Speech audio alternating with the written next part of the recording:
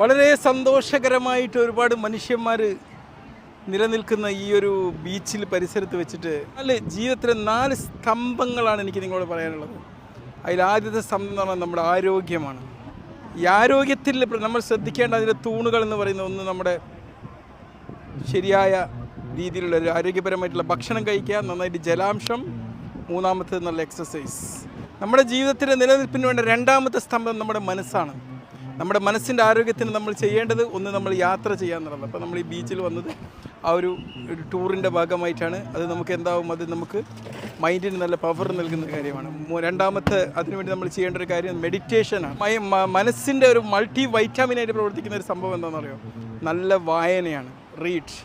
മൂന്നാമത്തെ നമ്മുടെ സ്തംഭം എന്ന് പറഞ്ഞാൽ നമ്മളെ റിലേഷൻഷിപ്പാണ്. അവിടെ നമുക്ക് വേണ്ടത് പരസ്പരം ട്രസ്റ്റാണ്. അല്ലാതെ ഒരു അഭിനയിച്ചു കൊണ്ടുള്ള ജീവിതമല്ല നമുക്ക് ഉണ്ടാവേണ്ടത്. നമ്മൾ റിലേഷൻഷിപ്പ് ദൃഢമാക്കേണ്ടതാണ് ചെയ്യേണ്ടത്. ഓരോ റിലേഷൻഷിപ്പിലും നമുക്ക് വേണ്ടത് ഒരു പോസിറ്റീവ് ആറ്റിറ്റ്യൂഡാണ്.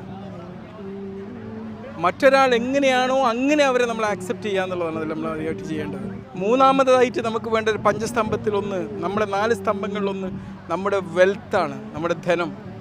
അത് നമ്മൾ സ്റ്റോക്സുകളിൽ അല്ലേ, റിയൽ എസ്റ്റേറ്റിൽ, അതുപോലെ നമുക്ക് അസറ്റ് നൽകുന്ന ഒരുപാട് കാര്യങ്ങളിൽ നമ്മൾ നിക്ഷേപിക്കുക എന്നുള്ളത്.